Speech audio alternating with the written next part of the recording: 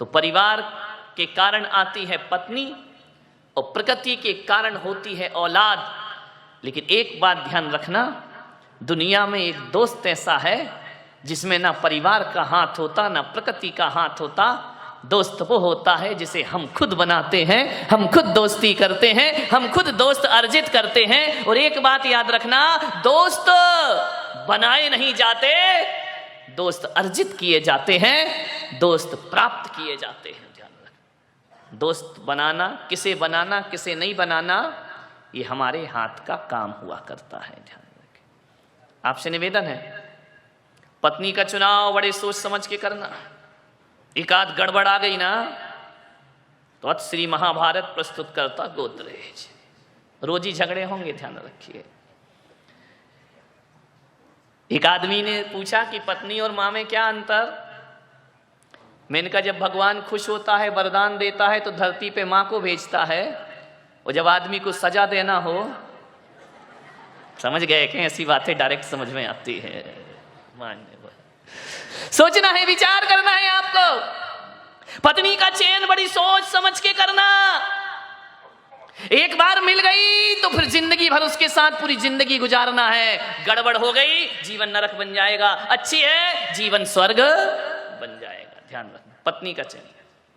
उससे भी ज्यादा दोस्त के चयन में दिमाग लगाना मेरे भाई। मेरा जहां तक मानना है, एक गलत पत्नी आ जाए और एक अच्छी पत्नी आ जाए, यदि जीवन में अच्छी पत्नी आ गई तो 60% तकलीफों से हमें बचा लिया करती है। ध्यान रखना, जब जब पुरुष हताश हुआ है, नारी शक्ति बन करके उसके साथ खड़ी हो जाया करती है। जब जब पुरुष के पैर लड़खड़ाते हैं, ये नारी उसकी ताकत बनती है। ध्यान रखना, नारी में ही सब कुछ है। ध्यान रखना, आदमी को जब लक्ष्मी की जरूरत पड़ी तो किसके पास गया? बोलो, विष्णु जी के पास या लक्ष्मी जी के पास? लक्ष्मी। आदमी को जब ज्ञान की जरूरत पड़ी तो सरस्वती के पास जाता है। आदमी को जब शक्ति और ताकत की जरूरत पड़ती है तो वह दुर्गा के पास जाया करता है। ध्यान रखना, शक्ति नारी के पास है, सरस्वती नारी के पास है, लक्ष्मी नारी के पास है। आदमी के पास क्या है? कुछ नहीं। ध्यान रखना, मान्यवर। सोचना है आपको, 60% दुखों से बचाती है पत्नी। जब जब आदमी का मन विचलित होता है, जब जब आदमी अपने पथ से दिग्भ्रमित होता है, जब जब आदमी के कदम लड़खड़ाते हैं, नारी उसकी सहायता करती है। राजा दशरथ जब युद्ध में जाते हैं और युद्ध करते करते जब उनके रथ के पहिए की धुरी टूट जाती है तो ध्यान रखना, आदमियों ने कुछ नहीं किया, उनकी ही पत्नी महारानी कैकेयी ने अरे दशरथ को युद्ध के क्षेत्र से बाहर लेकर आती है और पहिए की धुरी में अपनी उंगली डाल करके रथ को रणभूमि से बाहर सुरक्षित। इतनी बड़ी ताकत केवल नारी में है। ध्यान रखना, नारी में शक्ति है। बहुत सोच समझ के पत्नी लाना। नहीं लाओ तो ज्यादा अच्छा है, लाओ तो थोड़ा सोच समझ के लाना। नहीं तो आजकल बड़ा गड़बड़ दौर चल रहा है, मामला बहुत गड़बड़ है। आजकल टीवी पर भी देखो क्या क्या चलते रहता है। नारियां, इनका दिमाग कब घूम जाए कोई भरोसा नहीं। 1 मिनट नहीं लगता इनके दिमाग को सही होने और घूमने में। एक आदमी पहुंचा एक बाबा के पास, बोले बाबा मेरी पत्नी मुझे प्यार नहीं करती। अब देखो किससे पूछ रहा है? बाबा से, जिसकी खुद की पत्नी नहीं है। उससे पूछ रहा कि मेरी पत्नी मुझे प्यार नहीं करती है। बाबा से पूछा कि बाबा मेरी पत्नी मुझसे प्यार नहीं करती है। बाबा भी बड़े महान बाबा थे। उन्होंने कहा कितने साल हो गए? बोले 15 साल हो गए। आज तक पत्नी ने प्यार से 2 शब्द नहीं बोला। आज तक पत्नी मुझे सम्मान की दृष्टि से नहीं देखती है। बाबा ने कहा एक बात बता, तूने कभी पत्नी को तारीफ की है, प्रशंसा की है? बोले क्या मतलब है? बोले नारी को प्रशंसा बहुत पसंद आती है। बोले प्रशंसा तो मैंने आज तक नहीं की है। बोले जब तूने आज तक प्रशंसा नहीं की है तो बता तेरी पत्नी तुझे प्यार कैसे करेगी? बोले आज जाऊंगा मैं, प्रशंसा जरूर करूंगा। घर पहुंचा, जैसे ही घर पहुंचा तो जैसे ही खाने के लिए बैठा तो पराठे खा रहा था, पराठे तोड़ करके उसने बाबा की बात याद आई। उसने कहा यार पत्नी की प्रशंसा करो, पत्नी खुश हो जाएगी। जैसे ही पहला गिलास तोड़ा, मुंह में लिया, बोले मजा आ गया, आज तूने क्या पराठे बनाए हैं, क्या स्वादिष्ट पराठे बनाए हैं। पत्नी ने ऊपर से नीचे तक देखा कि ये कह रहा पराठे बहुत स्वादिष्ट हैं। उसने उठाया बेलन और 2 जमाए। बोले क्या हुआ, मैं तारीफ कर रहा हूं, पीठ काय को रही है। बोले 15 साल से मैं पराठे बना रही, तुझे पसंद नहीं आए, आज पड़ोसिन से मांग के लाई। लफड़े में मत पड़ जाना, नहीं गड़बड़ हो जाता है मामला कि आज पड़ोसिन से मांग के लाई तो कह रहा पराठे स्वादिष्ट है। ध्यान रखिए, ऐसे बाबाओं के चक्कर में मत पड़ जाना, नहीं तो आजकल यही चल रहा है। बाबा जी तबीयत खराब, बोले पानी पूरी खाई, बोले जा खा के या कृपा बरस जाएगी। उस आदमी को समझ में आ गया कृपा कहाँ रुकी थी और कहाँ बरस गई। ध्यान रखिए, पत्नी सोच समझ के ला, क्या कर सकती हो, अब जैसी भाग्य में लिखी है वही प्राप्त। संतान में कुछ नहीं कर सकते हो आप, लेकिन एक बात मैं कह रहा हूं, 60% दुखों से बचाती है पत्नी। और यदि पत्नी 60% दुखों से हमें बचाती है, तकलीफों से बचाती है, तो मैं पुलक सागर बड़े विश्वास के साथ कह रहा हूं कि मित्र 80% तकलीफों से हमें बचाया करता है। मित्र का हाथ हमारे जीवन में ज्यादा होता है, दोस्त ज्यादा साथ देता है। क्योंकि दोस्त तो तब भी था जब पत्नी नहीं थी, दोस्त आज भी है जब पत्नी नहीं है। दोस्तों को बहुत सोच समझ के बनाने का प्रयास करिए, 80% दुखों से बचाएगा। और यदि गलत दोस्त मिल गया, जिंदगी को बर्बाद करके चला जाएगा। एक दोस्त हमारे जीवन में जरूर होना चाहिए। पत्नी गड़बड़ मिली तो यही जन्म बिगड़ेगा, ध्यान रखना। पत्नी गड़बड़ मिली तो यही जन्म बिगड़ेगा, और दोस्त गड़बड़ मिल गया, 7 पीढ़ियां बर्बाद होने में ज्यादा देर नहीं लगा। एक आदमी जब भी भ्रमित होता है, दोस्तों से होता है। समझना है आपको, दोस्ती इतनी आसान नहीं है। और एक बात याद रखना, दोस्ती के बिना कोई जिंदगी भी तो नहीं है।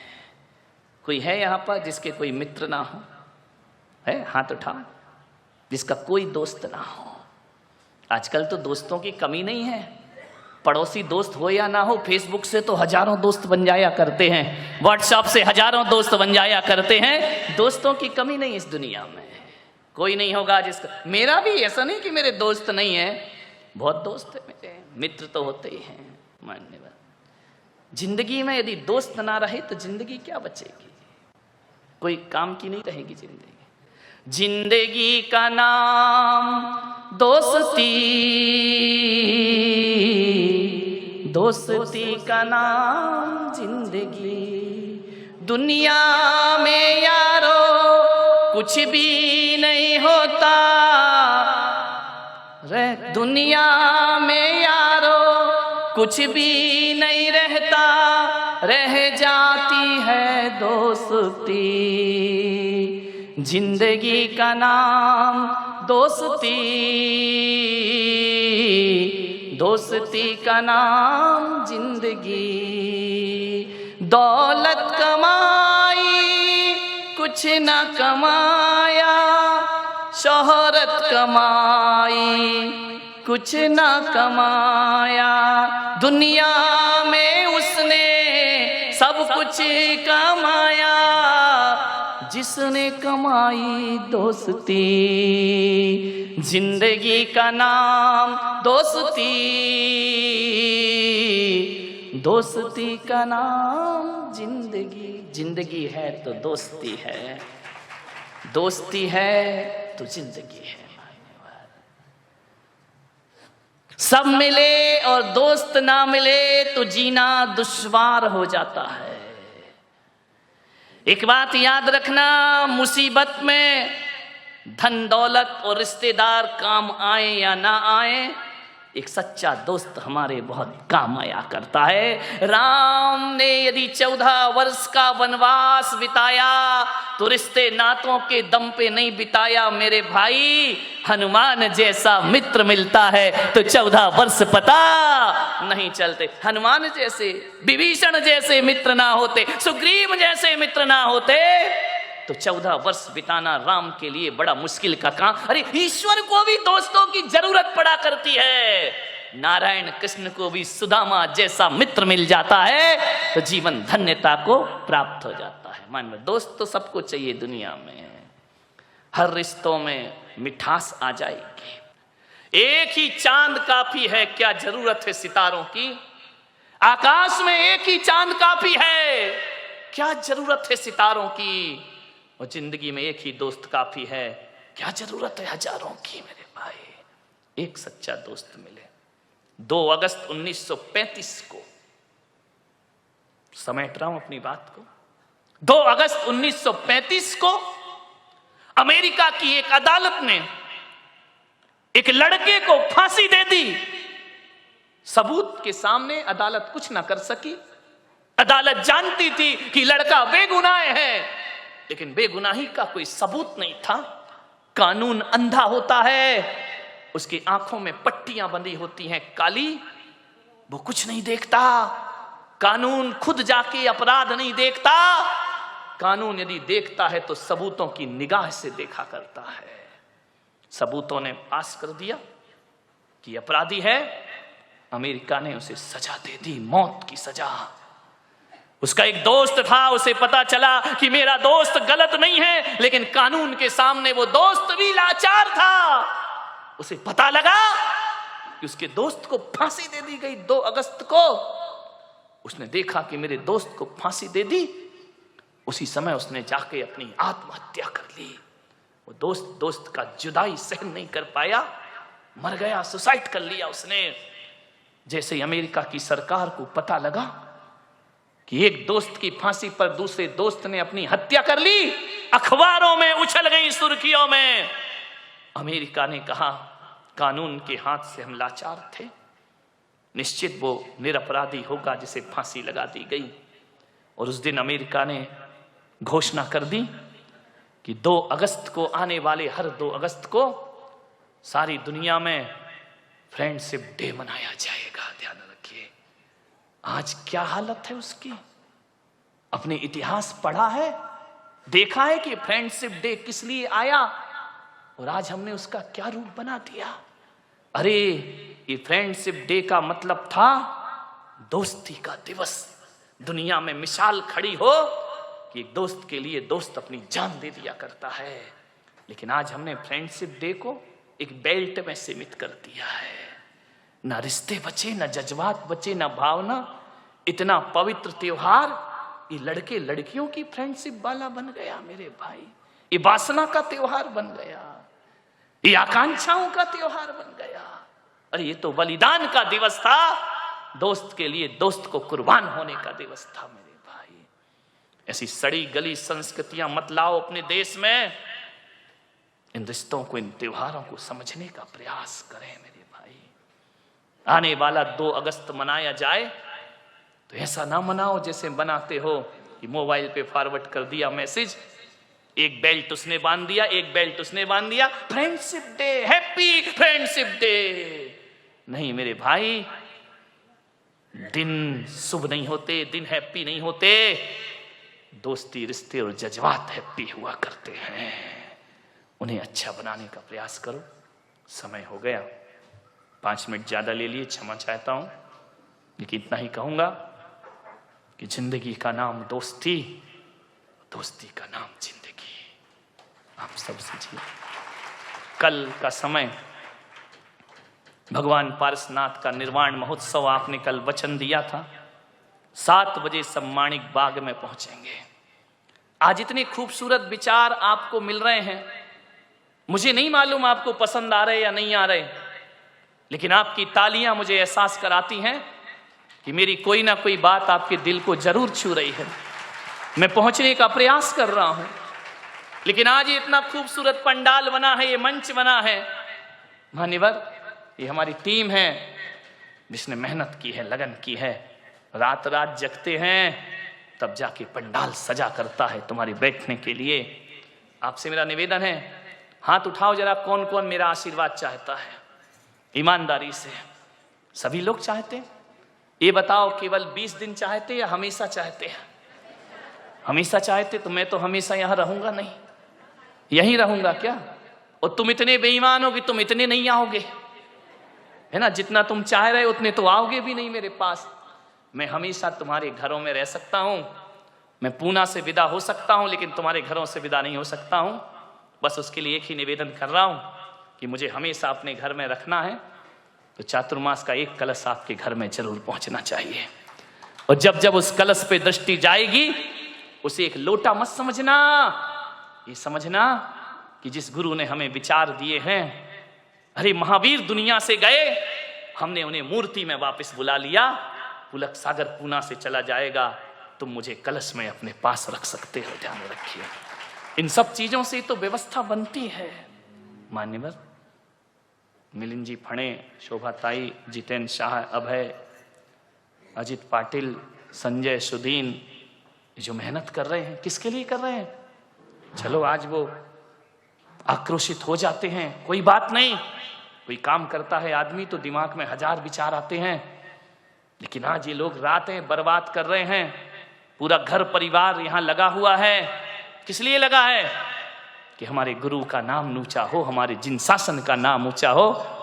मान्यवर मिलिंद जी चिंता मत करो, मेरा हाथ सदा तुम्हारे सिर पर है और रहेगा, पूरी टीम के सिर पर। बस यही है, उस आदमी के हाथ मजबूत करो। तालियों से मजबूत नहीं होंगे मेरे भाई, ये खाना खा खा के मजबूत नहीं होंगे। सहयोग करिए। वो व्यक्ति खड़ा है, किसके लिए पैसा मांगता है? लोग बोले कि जब भी सूचना हो पैसा मांगते, किसके लिए मांग रहे हैं? वो अपना घर भरना है उन्हें, अपने व्यापार बढ़ाना है उन्हें? नहीं, धर्म के लिए मांग रहे हैं। मान्यवर आज की मेरी बात से कोई जरूरी नहीं, अपनी हैसियत के अनुसार 1 लाख वाला भी कलश है, 21,000 वाला भी कलश है। 4 महीने संत को लाए हो, इतना तो दो यार, तुम्हारा संत लेता क्या है? 2 अंजलि भोजन के अलावा क्या लेता है तुमसे? अभी कथाकार बुला लोगे ना तो एक एक कथा के 20-20 लाख ले जाते हैं। मैं तो बिना खाए तुमको प्रवचन दे रहा हूं मेरे भाई, इतना समर्पण तो रखो। एक एक कलश जरूर बुक होना चाहिए। उस व्यक्ति को साहस दो, ताकत दो, वो काम कर रहा है। मैं अपनी ऊर्जा दे सकता हूं, लेकिन मेरी मर्यादा है। मेरे पास धर्म है, तुम्हारे पास धन है। धन होता तो मैं तुमसे कहता ही नहीं, मैं खुद ही कहता कि जाओ मिलिंद करो काम, कोई चिंता की बात नहीं।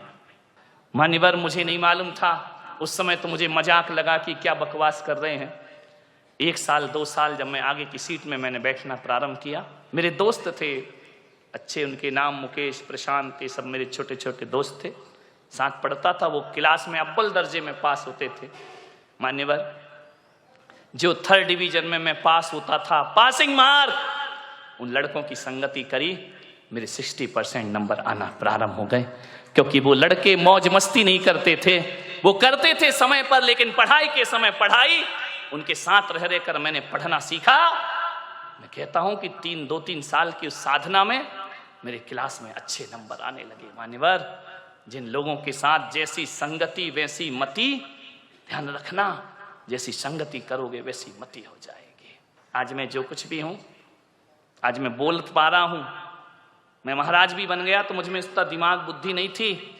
आज ईमानदारी से स्वीकार कर रहा हूं, लेकिन बोलने की कला यदि मैंने किसी से सीखी है, चिंतन सीखा है, तो तरुण सागर महाराज के साथ रह करके मैंने सब कुछ सीखा है।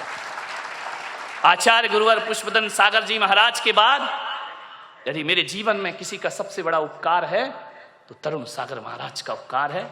3 साल उन्होंने मुझे पढ़ाया लिखाया, योग्य बनाया, उन्होंने मुझे चिंतन सौंपा। मान्यवर कोई कैसा भी कुछ भी कहता रहे, जो जैन समाज में तरुण सागर ने चिंतन परोसा है, कोई मुनि इतना बड़ा चिंतन इस देश में नहीं परोस सका, जिन्होंने देश के जैन धर्म को जन धर्म बनाने का। आज मैं दुखी हूं क्योंकि उनसे मेरा केवल इतना ही रिश्ता नहीं है कि वो मेरे अग्रज हैं, मेरे बड़े मुनि हैं, मैं उनके संग में दीक्षित हूं आचार्य महाराज से।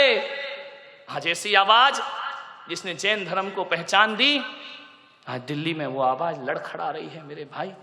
आज वो बीमार हैं, आज वो अस्वस्थ हैं।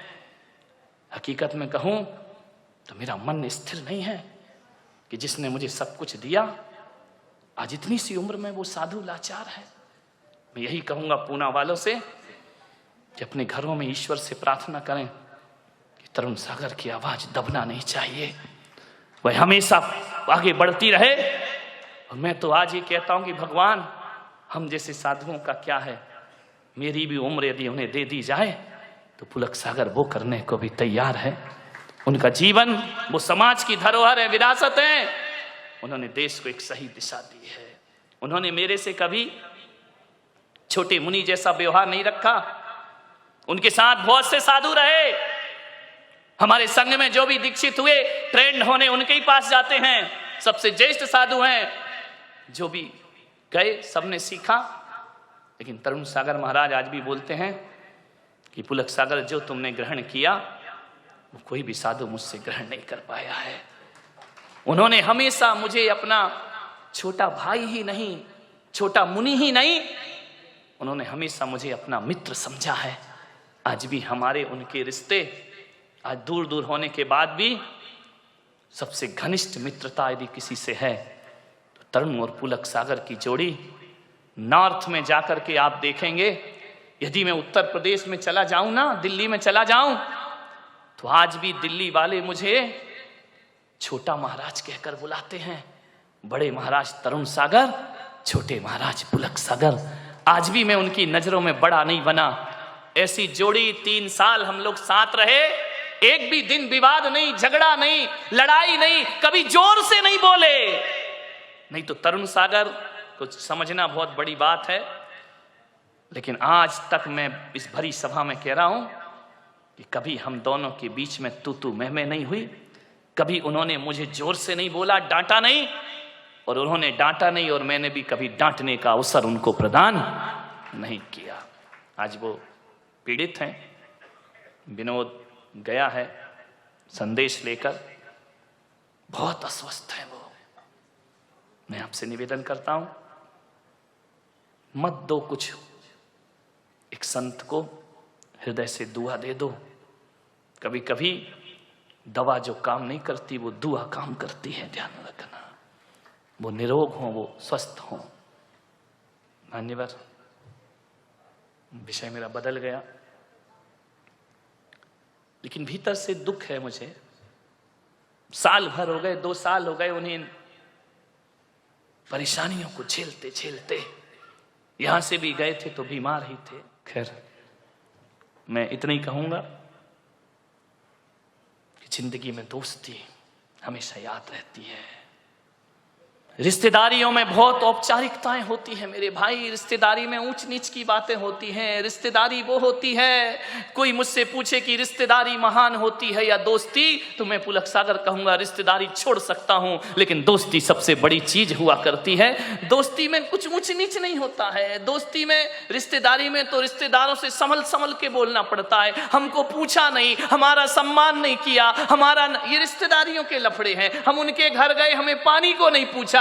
दोस्त ऐसा कभी नहीं कहता है मेरे भाई। दोस्त के मन में ये बातें कभी नहीं आती हैं। रिश्तेदार में बहुत सी रिश्तेदारी निभाना पड़ती है, दोस्ती निभाना नहीं पड़ती। दोस्ती तो जीना पड़ती है, आनंद के साथ दोस्ती जी जाती है मेरे भाई। रिश्तेदार शिकायत से भरे होते हैं। कभी कंवर साहब आ जाएं, दामान जी आ जाएं, यदि आपके घर में खाएंगे पिएंगे, तिलक भी करवाएंगे, टिफिन भी ले जाएंगे, और घर जाके कहेंगे मजा नहीं आया, धत रे की मर गया वो करते करते ससुर साहब, तुमने क्या दिया, मजा नहीं आया। विचार करिए, ये रिश्तेदारियां होती हैं। और दोस्ती तो वो होती है, यदि दोस्ती का आनंद लेना है तो नारायण कृष्ण सुदामा के चिवड़े का आनंद लिया करते हैं, जो 56 भोगों में आनंद नहीं आया करता है। दोस्ती बड़ी आनंद प्रदायक होती है। आपसे एक निवेदन है, मैं जहां तक सोचता हूं कि अब्दुल कलाम को यदि गलत संगति मिल जाती तो मेरा पूरा विश्वास है कि अब्दुल कलाम लादेन बन गए होते, और लादेन को अच्छी संगति मिल जाती तो लादेन अब्दुल कलाम बन गया होता। ध्यान रखिए, राम को अच्छी संगति मिली, वो महान हो गए। यदि रावण को अच्छी संगति मिलती तो रावण भी राम बन के खड़ा होता। और राम को गलत संगति मिलती तो राम रावण बन गए होते। मेरे भाई, आपसे मैं यही निवेदन करना चाहता हूं, आज यदि मैं इस ओहदे पर आके पहुंचा हूं तो इसमें मेरे जीवन में सबसे ज्यादा हाथ किसी का है तो दोस्तों का हाथ मेरे जीवन में है। मान्यवर, सोचिए, अच्छी संगति करो। मालूम है, गंगा जैसी नदी में यदि नाली का पानी मिल जाए तो कहते हैं कि नाली का पानी गंगा जैसा पूज्य हो जाया करता है। गंगा में नाली का पानी मिले तो वो गंगा जल हो जाया करता है, और गंगा जल को यदि नाली में डाल दिया जाए तो वो गंदा जल हो जाया करता है, वो अपवित्र हो जाया करता है। संगति करो तो गंगा जैसों की करो, जहां जाकर के हमारा ये गंदगी में शरीर पवित्र हो जाए। एक कोयले की बोरी में, कोयला जानते हैं, मैलाएं क्या, बड़ा कठिन है, कोड़सा है, यही कोड़सा, हाँ चलेगा, बहुत कठिन है भाई। यदि उसके बोरी गोनी उसमें यदि शक्कर भर दी जाए तो शक्कर काली हो जाती है। मेरे भाई ध्यान रखना, इस संगति का फल हुआ करता है।